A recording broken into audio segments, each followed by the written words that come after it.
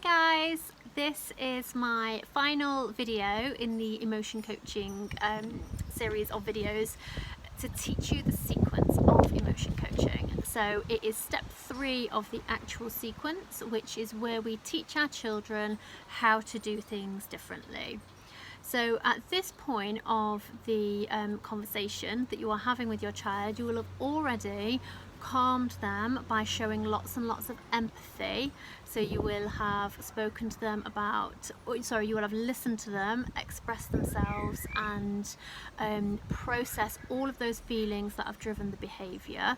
You will not have discussed behaviour at that point.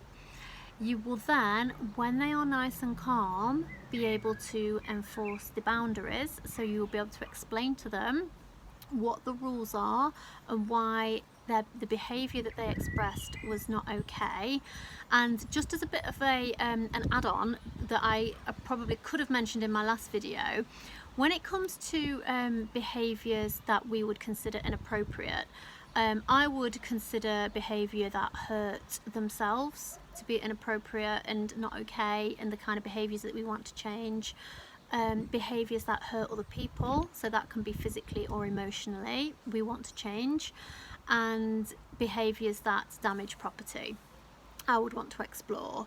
I think as adults sometimes we can have expectations of children that might be a little unrealistic for their age and stage. So behaviours that we might consider inappropriate, sometimes we might want to rethink. So for example, a child fidgeting on their chair during dinner, I'd probably let that go. I wouldn't consider that an inappropriate behaviour. I think it's picking your battles.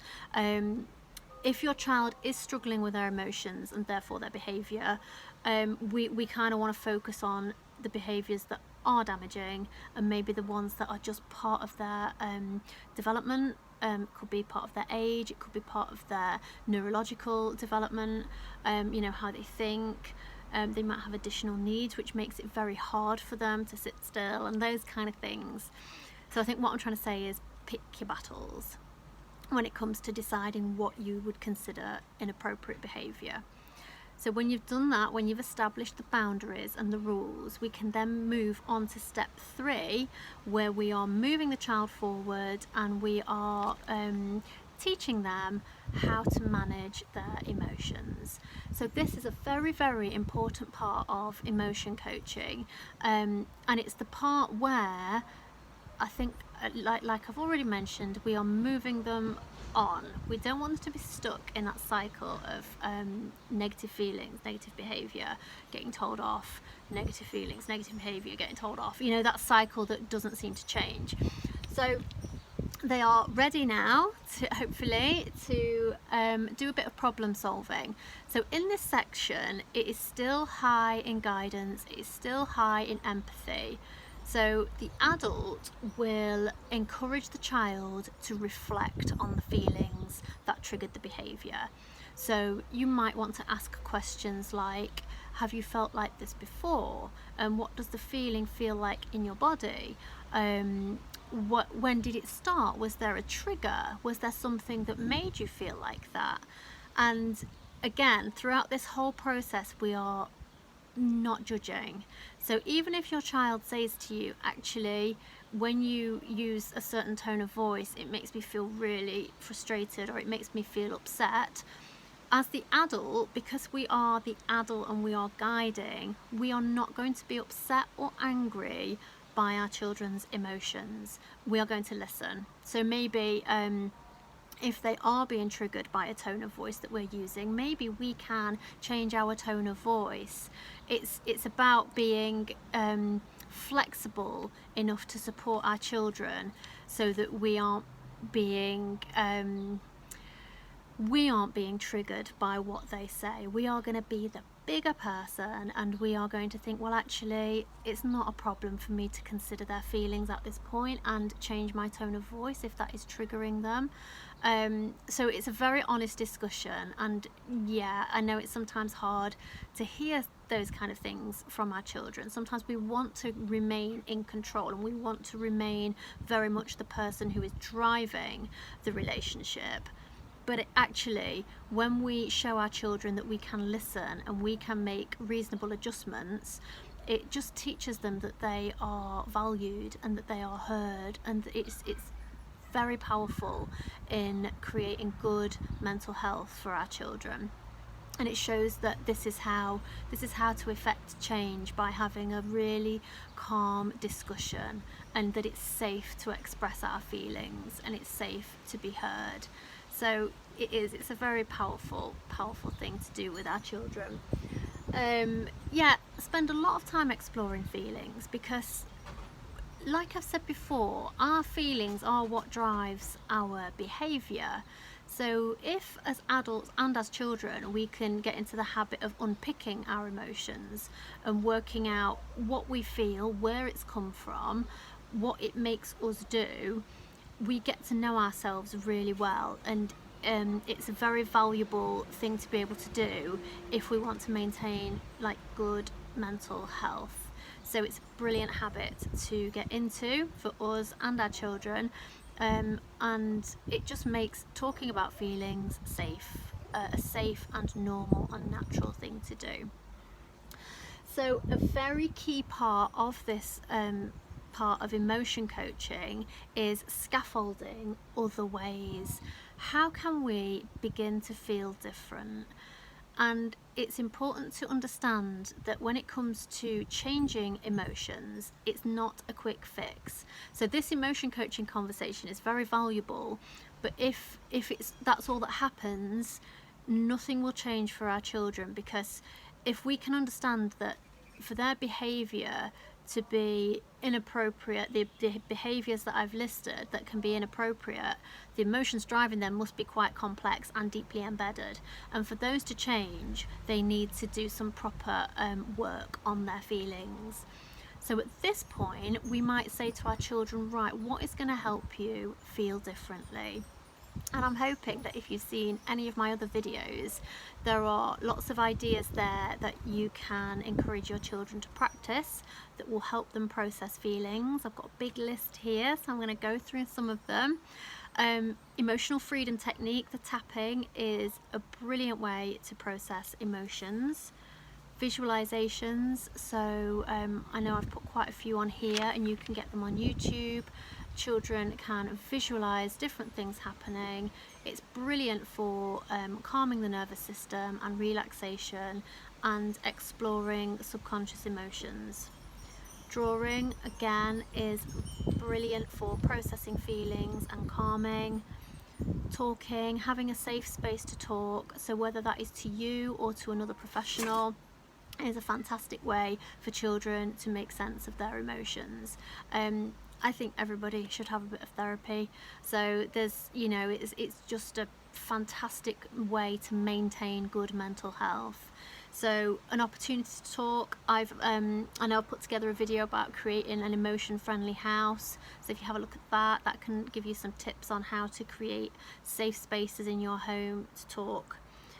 Relaxing things like colouring, so mindfulness techniques like just colouring things or deep breathing can be very valuable for calming the nervous system as well. Sometimes just watching a film, you might say to your children, when you feel like that, maybe we could just put a film on and cuddle up on the sofa and watch a film together.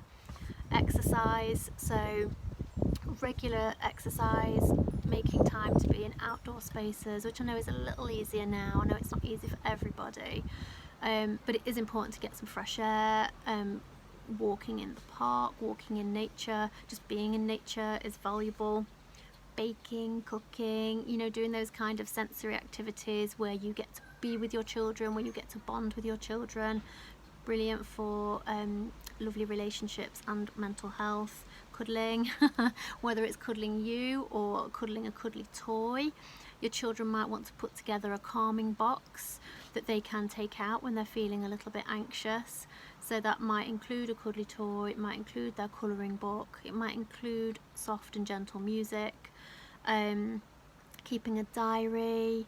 And again, I know I've put lots of different activities up on my videos that can give you pointers that help children to process their feelings.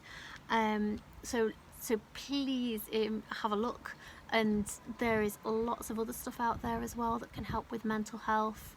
So this is the point where you're putting a bit of a plan together. You're putting a plan in place that will be a regular thing where your children are learning how to manage their feelings.